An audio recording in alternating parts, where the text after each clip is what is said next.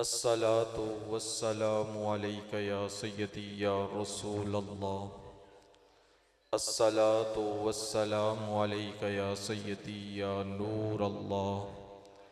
अस्सलातु वस्सलामु अलैका या सय्यदी या रहमतल लिल आलमीन। अस्सलातु वस्सलामु अलैका या सय्यदी या खातमन नबिय्यीन व अला आलिका व अस्हाबिका या सय्यदी या हबीब अल्लाह। अल्लाह ताला की हम्दो सना और प्यारे मुस्तफ़ा अलैहिस्सलातु वस्सलाम की बारगाह में हदियतन तोहफ़तन दुरूद व सलाम पेश करने के बाद आज हम सब उर्स मुबारक हाजी अब्दुल गनी साहब रहमतुल्लाह अलैह के उर्स मुबारक पर इकट्ठे हैं। बसिलसिला ये महफ़िल ज़िक्र मेराज मुस्तफ़ा सल्लल्लाहु अलैहि वसल्लम। इंतज़ामिया ने इंतज़ामात किए, आप सब मेहमान भी हैं और मेज़बान भी हैं। आप आए, साथ अपने दोस्त अहबाब भाइयों को लेकर आए, इस महफिल को रौनक बख्शी। ये पहले भी बार रौनक है, हजूर का जिक्र हो तो महफिल बार रौनक ही होती है। आपके आने से और चांद चांद लग गए। तो हजूर अलैहिस्सलाम का जिक्र सुनने के लिए आए, तो मैं आपका अपनी तरफ से, जो महफिल की इंतज़ामिया है उनकी तरफ से, जो मस्जिद की इंतज़ामिया है उनकी तरफ से शुक्रिया अदा करता हूँ कि आप हमारी आवाज़ पर आए और हमें इज्जत बख्शी। और जिनका उर्स मनाया जा रहा है उनका नाम हाजी अब्दुल गनी। ये जो जामिया हनफिया दारुल उलूम अशरफुल मदारिस है, अब ये पहले मदरसा जो है वो हाजी अब्दुल गनी साहब के घर में हुआ करता था। यहीं पर जो है क्लासें मदरसा की लगी करती थी, यहीं पर तलबा पढ़ा करते थे, यहीं पर किबला शेखुल कुरान मौलाना गुलाम अली उकाड़वी अलैहि रहमा पढ़ाया करते थे। ये जो हाजी अब्दुल गनी साहब के घर के बिल्कुल वो गली के नुक्कर पे एक मकान है, वो मकान किसका है? उस्ताजुल उलमा उस्ताज़ी मोहतरम हज़रत अल्लामा मौलाना मुफ्ती अहमद यार खान रज़वी राहिमहुल्लाहु ताला, उनका मकान था, उनकी रिहाइश थी इधर। जो तलबा यहाँ पढ़ते थे उनके लिए खाना वहाँ बनता था। और इस ख़ानदान का हाजी अब्दुल गनी साहब हों, मोहतरम बुज़ुर्ग मास्टर सईद साहब हों, और मोहतरम बुज़ुर्ग मौलाना मोहम्मद हुसैन हाशमी साहब हों, सब का ताल्लुक़ किबला शेखुल कुरान मौलाना गुलामी अली उकाड़वी अलैहि रहमा के साथ था। इस घराने का सब का ताल्लुक़ किबला शेखुल कुरान के साथ था। यहाँ दीनी ताल्लुक़ भी है, फैमिली ताल्लुक़ भी है। दीनी ताल्लुक़ मौलाना मोहतरम बुज़ुर्ग मौलाना मोहम्मद हुसैन हाशमी साहब किबला शेखुल कुरान से पढ़े हुए हैं, उनसे सीखा है, दीन सीखा है और उन्हीं की ज़ेरे निगरानी आगे सिखाते भी रहे हैं। यहाँ ताल्लुक़ दीनी लिहाज से है। और जो गुजरात में मौलाना मोहम्मद हुसैन हाशमी साहब का जो पिंड गांव है उमरचक, वो बिल्कुल किबला शेखुल कुरान मौलाना गुलाम अली उकाड़वी अलैहि रहमा, उनका गांव बबानिया दोनों साथ साथ हैं। तकरीबन 2 किलोमीटर का या 2.5 किलोमीटर का या 3 किलोमीटर का फासला होगा। और वो उमरचक की जो ज़मीनें हैं वो बबानिया की ज़मीनों के साथ ऐसे मिलती हैं। तो ये ताल्लुक़ वहाँ भी फैमिली रिलेशनशिप था, फैमिली ताल्लुक़ था, घर में आना जाना था। और यहाँ भी दीनी ताल्लुक़ भी और फैमिली ताल्लुक़ भी वो जो गांव से चला हुआ आ रहा था आज तक बरकरार है और इंशाल्लाह आइंदा भी बरकरार रहेगा। और जिनके नाम पर ये उर्स मनाया जा रहा है हाजी अब्दुल गनी साहिब, उनके बारे में मुझे अंकल हफीज़ साहब, ये जुनेद भाई के और उमर भाई के वालिद, वो इधर बैठा करते थे गली में, तो वो मुझे बताया करते थे कि मेरे वालिद मोहतरम हाजी अब्दुल गनी साहब जब भी ज़मीनों का कोई ठेका वगैरह आता, ज़मीनें ठेके पे दी हुई थी, उससे जो पैसे मिलते थे घर में खर्च नहीं करते थे, वो सारे के सारे मस्जिद में ही खर्च कर दिया करते थे। घर वालों ने पूछना कि पैसे कहाँ हैं, तो बाद में बता देना वो सारे तो मैंने मस्जिद में लगा दिए। और इस मस्जिद की बुनियादें रखने वाले वो हाजी अब्दुल गनी साहब, और इस मस्जिद की संगे बुनियाद रखने वाले, पहली ईंट रखने वाले वो किबला शेखुल कुरान मौलाना गुलाम अली उकाड़वी अलैहि रहमा। आप जब उकाड़ा में तशरीफ़ लाए किबला शेखुल कुरान मौलाना गुलाम अली उकाड़वी अलैहि रहमा, तो सिर्फ उकाड़ा में एक अहले सुन्नत की मस्जिद थी, सिर्फ एक।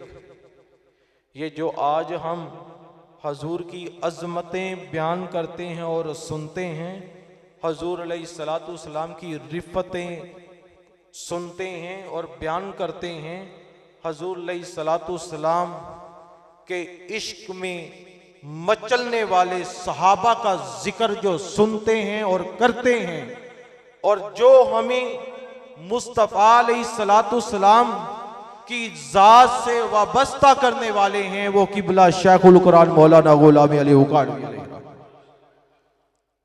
आप आए तो आपने उकाड़ा शहर के लोगों के दिलों में इश्क मुस्तफ़ा का बीज बोया।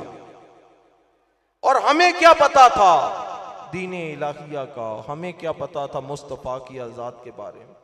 ये सब कुछ अगर दामन से वाबस्ता किया मुस्तफ़ा के, हमें दीने इलाहिया का पता चला, हमें कुरान का पता चला, तो किबला शेखुल कुरान ने तारुफ करवाया। और आपने कुरान की तफसीर कर करके बताया कि शान मुस्तफ़ा क्या है, अज़मत मुस्तफ़ा क्या है, रिफ़त मुस्तफ़ा क्या है, शान मुस्तफ़ा क्या है, बारगाह नबी के आदाब क्या है, कुरान से पढ़ पढ़ के हमें बताते रहे और हम सुनते रहे। तो आज हम जो मुस्तफ़ा का नाम लेते हैं वो किबला शेखुल कुरान मौलाना गुलाम अली उकाड़वी अलैहि रहमा की वजह से। हज़रत मोहतरम, बड़े बड़े लोगों ने काम किए, बड़े बड़े मंसूबे बनाए, बड़ी बड़ी चीज़ें तमीरात की, इजादात की, किसी का नाम कोई भी नहीं रहता तो सिर्फ उसी का नाम रहता है जो आका अलैहिस्सलातु वस्सलाम के दामन से वाबस्ता हो गया और हर वक्त काला काला रसूलुल्लाह की सदाएं बुलंद करता रहा। वो दुनिया से भी चला जाएगा तो फिर भी हजारों लोग जो नाम पुकारने वाले होंगे, कोई कह रहा होगा हजूर दाता अली हजवेरी, कोई कह रहा होगा ख्वाजा मोइनुद्दीन चिश्ती अजमेरी, कोई कह रहा होगा गौसे आजम अब्दुल कादिर जीलानी, कोई कह रहा होगा हजूर गंजे शकर अलैहि रहमा, कोई पुकार रहा होगा किबला शेखुल कुरान मौलाना गुलाम अली उकाड़वी अलैहि रहमा। तो ये सारे जो हजूर के दीन के लिए अपनी जिंदगियां वक़फ़ कर चुके, हमा वक़्त अल्लाह का जिक्र करते रहे, तस्बीह और तहलील करते रहे, हमा वक़्त अल्लाह को राजी करते रहे, हम वक्त उन चीजों से बचते रहे जिससे अल्लाह नाराज होता है। उनके नाम को अल्लाह उनके दुनिया से जाने के बाद भी बाकी रखता है। तो आज हर कोई पुकार रहा है। हजूर दाता अली हजवेरी ने क्या इजादात की थी, हजूर गौसे आजम ने क्या इजादात की थी, हजूर ख्वाजा मोइनुद्दीन चिश्ती अजमेरी ने क्या इजादात की थी, हजूर गंजे शकर ने क्या इजादात की थी, कौन से कारनामे सर अंजाम दिए थे, कौन सी साइंस इजाद कर ली थी। अगर रखा अपनी जिंदगी में अल्लाह के नाम को और मुस्तफा के नाम को, आज अल्लाह ने भी उनके नामों को बाकी रखा हुआ है। तो ये मस्जिद, इसकी संगे बुनियाद किबला शेखुल कुरान मौलाना गुलाम अली उकाड़वी अलैहि रहमान रखी। और सिर्फ यही नहीं, उकाड़ा शहर की अक्सर मसाजिद की संगे बुनियाद किबला शेखुल कुरान मौलाना गुलाम अली उकाड़वी अलैहि रहमान ने रखी। तो अल्लाह ताला हमारा बैठना, हमारा सुनना कबूल व मंजूर फरमाए और इस पर अमल करने की तौफीक अता फरमाए।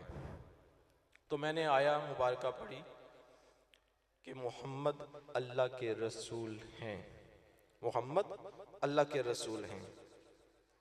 अगर हम कलमा शरीफ भी पढ़ लें, कलमा शरीफ भी आपको समझाना चाहता हूँ कुछ बातें, समझाना चाहता हूँ कुछ बातें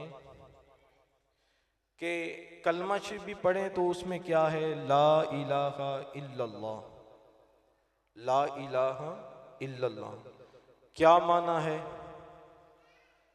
क्या माना है इसका? कोई भी इबादत के लायक नहीं मगर अल्लाह, सिर्फ अल्लाह ही इबादत के लायक है, कोई और इबादत के लायक नहीं है। सिर्फ अल्लाह की इबादत की जा सकती है, किसी और की इबादत नहीं की जा सकती, किसी और की इबादत नहीं की जा सकती। अगर कोई करे, अगर कोई करे तो देखा जाएगा, देखा जाएगा वो जो सजदा करने वाला है उसकी नीयत क्या है, उसकी नीयत क्या है।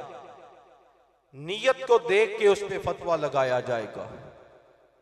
अगर कोई अपनी जहालत की वजह से कब्रों पर जाकर सजदे करे, अपनी जहालत की वजह से जाके कब्रों पर सजदे करे, तो उसकी जहालत की वजह से, उसकी जहालत की वजह से हम उसे मुशरिक नहीं कह सकते, लेकिन उसका सजदा करना यह हराम है, उसका सजदा करना यह हराम है। हम उसकी जहालत की बिना पर, वो कोई कब्र वाले को रब या खुदा या अल्लाह नहीं मान रहा, बल्कि अल्लाह का बंदा ही मानता है, लेकिन अपनी जहालत की बिना पर वो उस कब्र वाले को सजदा कर रहा है, तो उसका वो सजदा करना हराम है, उसका वो सजदा करना हराम है। ऐसे ही मिसाल के तौर पे आपको समझा देता हूँ। ये इसलिए मौजू लिया कि इस्लाही मौजू भी हो और आजकल इस मौजू की ज़रूरत भी है।